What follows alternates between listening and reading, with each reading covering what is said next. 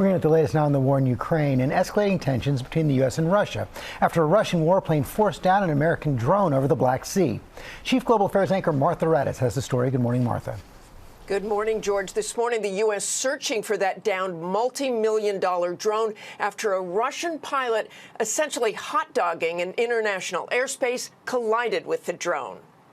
It has never happened before, a collision between a U.S. drone and a Russian warplane. While reckless interceptions are common, like this one in 2020, this time was far different.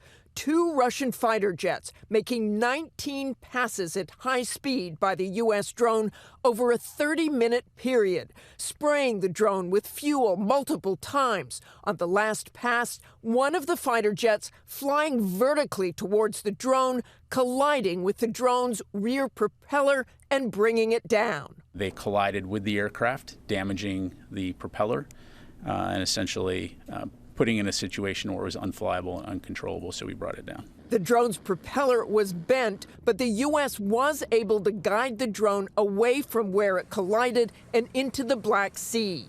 A big question at the Pentagon: was this simply a reckless interception that got out of control, or was the collision done on purpose? Just demonstrative of very unprofessional, unsafe airmanship on the part of these pilots. The Russians are claiming the drone was flying southwest of the Crimean Peninsula toward Russia's border and crashed because of sharp maneuvering, and that the Russian jets never came into physical contact with the drone. Late yesterday, the U.S. summoning Russia's ambassador to the State Department. We don't want any confrontation between the United States and Russian Federation. We are in favor of pragmatic relations. And it's no wonder U.S. Air Force official tells us they do not believe the Russian pilot did this on purpose, instead saying the Russian pilot was simply incompetent and flat out dumb. George? Okay, Martha, thanks very much. Speaking of the top spokesman for the National Security Council, John Kirby. John, thanks for joining us again. So is that the conclusion? Just a dumb move? That's what it looks like right now, George. I mean, we'll still try to see what we can do to do the forensics on this, but it, at the very least, looks like this was just reckless behavior by a Russian pilot. But there's still a danger, even if this was chalked up to incompetence. I know you called in the Russian ambassador yesterday. What was the message? Yeah, we're not minimizing this. I mean, you don't bring in the Russian ambassador because you're failing to take something seriously. We are taking it seriously, and the message was, don't do this again. We're going to continue to fly in international airspace over international waters where this drone was. That's going to continue, and we expect the Russians to observe international law and to not interfere with our legal operations. The danger is that an accident could just start an escalation. How do we prevent that? Well, one thing is the lines of communication staying open. So, good that we could bring the Russian ambassador here in Washington into the State Department. And it's good that there are other lines of communications. There's a deconfliction line between U.S. European Command and the Russian Ministry of Defense when it comes to the eastern flank airspace of our NATO allies. So we have ways of communicating with the Russians directly, and that's a good thing. That's one way to try to minimize the risk of miscalculation. Are you concerned, though, about Russians escalating in other ways as they're bogged down in Ukraine?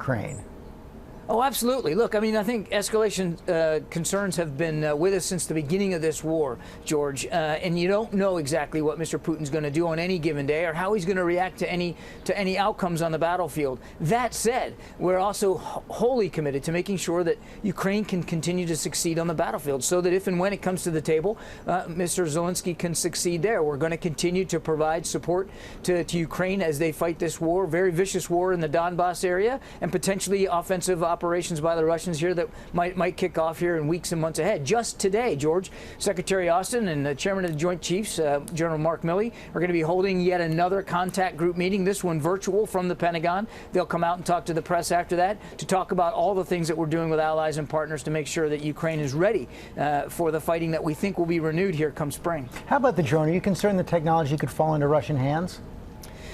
Without getting into too much detail, I can tell you that we're very comfortable that that should anything be taken by the Russians, their ability to exploit useful intelligence will be highly minimized. That said, it's our property, and obviously we're looking to see what we can do to maybe recover. That will be challenging in the Black Sea, and it's very, very deep water, but it's our property. Okay, John Kirby, thanks as always for your time. Well, Well, hey there, GMA fans. Robin Roberts here. Thanks for checking out our YouTube channel. Lots of great stuff here. So go on, click the subscribe button right over here to get more of awesome videos and content from GMA every day, anytime. We thank you for watching, and we'll see you in the morning on GMA.